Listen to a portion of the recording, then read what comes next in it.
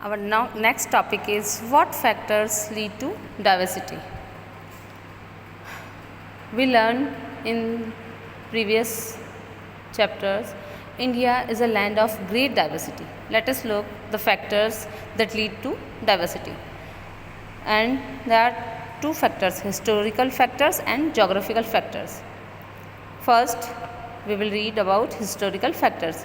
Since 200 BC, many foreigners came to India, including the Indo-Greeks, Central Asians, Europeans. They come in search of new land to trade with or to settle in. They brought their cultures with them and also adopted the local culture of the region. Next topic is geographical factors. India has great geographical diversity from the Himalayas in the north to the desert in the west, the plains and the plateaus in the center and the coastal stretch in south. See in this picture, in north Himalayas, south plateau, in eastern part there are plains, in west part desert area.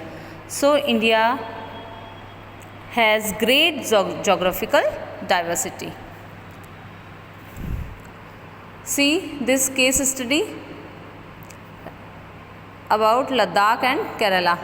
You have to read this. Next topic is how is diversity different from inequality? Everybody does not get an equal opportunity to live a comfortable life.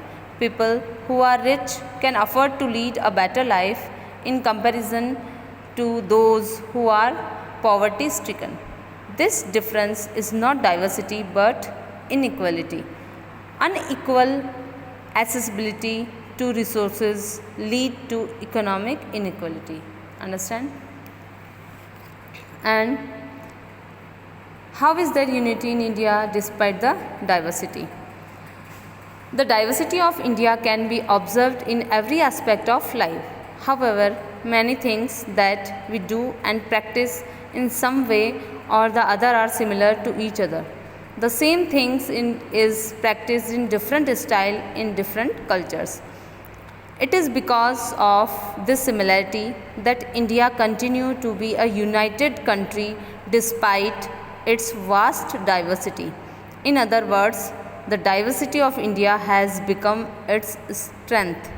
This strength of India was made evident during its independent struggle.